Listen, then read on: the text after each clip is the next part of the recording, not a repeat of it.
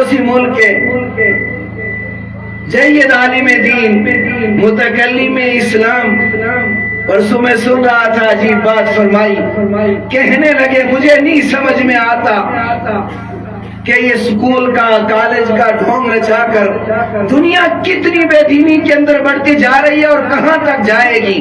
کہتے ہیں میرے گھر میں ایک بچی پیدا ہوئی، میں نے اس بچی کو سکول نہیں بھیجا، میں نے اس بچی کو قرآن مجید سکھایا، وہ حافظ قرآن بھی بنی، وہ عالم قرآن بھی بنی۔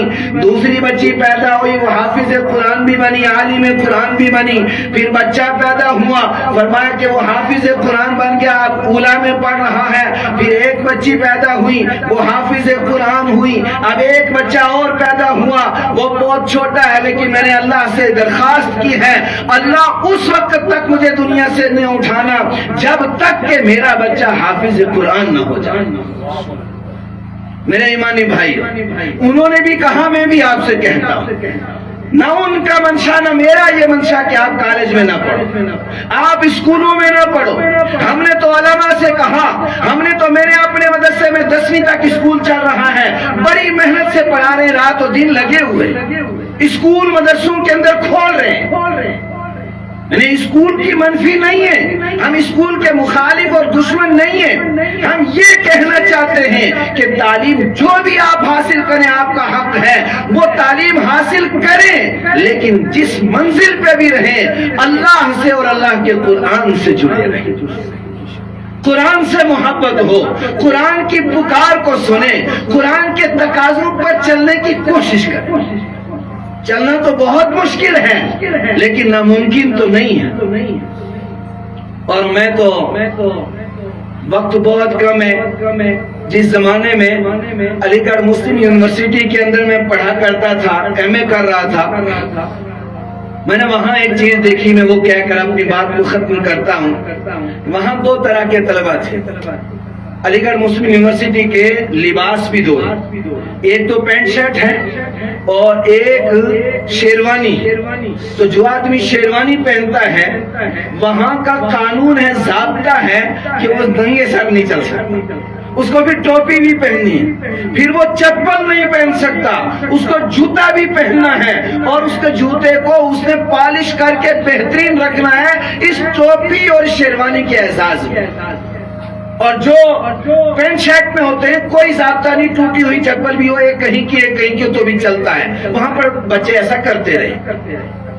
لیکن وہاں 2 طرح کے طلبہ تھے، ایک طلبہ وہ تھے کہ جو رات و دن لائبریریز کے اندر پڑھنے میں لگے رہتے تھے لیکن مسجد کے قریب نہیں جاتے تھے، گناہوں میں، فحاشی میں، بے حیائی میں پڑے ہوئے تھے، بلکہ دیندار لوگوں کے مذاق بھی اڑاتے تھے بسا۔ اور ایک وہ طلبہ تھے کہ جو گھر سے پیسہ آتا تھا کچھ تو کھانے میں، فیس میں، دوسری جگہوں پر لگاتے تھے، لیکن جوڑ جوڑ کر کچھ پیسہ وہ رکھتے تھے اور ماں باپ سے چھپ چھپا کر جماعت میں وہ جایا کرتے تھے۔ وہ جو جماعت میں طلبہ جاتے تھے تو بسا اوقات پروفیسر کلاس میں ان کی چٹکی لے لیا کرتے تھے، ابے ملا جی تمہیں تو بس ملا گیری کرنے سے فرصت نہ ہے، تم میتھمیٹک کیا پڑھو۔ اب یہاں 2 باتیں میرے ذہن میں آ گئی، ایک تو یہ آ گئی کہ وہاں پر ہم نے جتنے طلبہ دیکھے کشمیر کا، یعنی وادی کشمیر کا نہیں، جموں کشمیر کا، بڑا ہے اس لیے میں کہہ رہا ہوں، جموں کشمیر کا ایک بچہ لگا تبلیغی جماعت میں اور اس نے جو اپنی کارگزاری سنائی، اور ابھی گزشتہ کل میں نے ایک بچے سے پنچھ راجوری کے متعلق اس بچے نے سوشل میڈیا پہ ایک اپیل کی تھی، وہ سنی تو کہنا ضرورت سمجھتا ہوں۔ اس بچے نے کہا کہ جب تک میں یونیورسٹی کے ماحول میں تھا اور میں ان ملاؤں سے نہیں جڑا ہوا تھا، اس نے کہا کہ کوئی بے حیائی، کوئی برائی ایسی نہیں تھی کہ جو میں نے نہ کی۔ اب وہ روتا تھا، روز روتا تھا اور کہتا تھا میری نجات کیسی ہوگی، میری مغفرت کیسی ہوگی۔ یہ ایک الگ بات، جو اصل بتانا چاہتا ہوں وہ یہ ہے کہ جب میرے وہاں رہتے ہوئے رزلٹ ہوا پی ایچ ڈی کا اور پی جی کا رزلٹ ہوا، میتھمیٹک میں، سائنس میں اور پولیٹیکل میں جو بچے ٹاپر آئے وہ ملا جی بچے تھے، جن کو پروفیسرز کہا کرتے تھے کہ تمہیں ملا جی سے فرصت نہیں۔ عزیز بچوں، میں آپ سے ایک آخری بات کہہ کر اپنی جگہ لیتا ہوں، امتحان میں کامیابی کے نمرات دینا انسان کے اختیار میں ہے یا اللہ کے اختیار میں؟ بولو سارے۔ اللہ کے اختیار میں ہے، اس لیے کہ جب اللہ کسی سے راضی ہوتا ہے اللہ ایسے اسباب مسخر کر دیتا ہے کہ نمرات دینے والا مجبور ہو جاتا ہے۔ جس بچے سے اللہ راضی ہوگا، اللہ راضی قرآن سے ہوگا، اللہ راضی نماز سے ہوگا، الفاظ قرآن سے ہوگا۔ مفتی عابد تجھے کروڑ سلام، میں سلام پیش کرتا ہوں کہ مکتب کے بچوں نے ایسا قرآن پیش کیا الحمدللہ کہ روح تازہ ہو گئی۔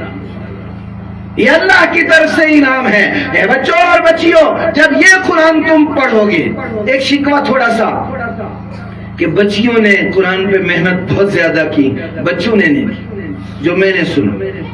اگر ماں باپ موجود ہیں، پیرنٹس موجود ہیں، علاقے کے معززین موجود ہیں، میں آپ کو پیغام دیتا ہوں، اپنے ان بچوں کو آوارہ نہ چھوڑو، ان کو گوڑو، ان کو پکڑو، ان کو مجبور کرو، ان پہ بھی محنت کرو۔ آپ کا مستقبل تو یہ ہے، آپ کی بیک بون تو یہ ہے، اگر آپ ان پہ نہیں محنت کرو گے تو نتیجہ کیا ہو؟ مستقبل کو بنانے اور سنوارنے کی ذمہ داری تو ان کی ہے۔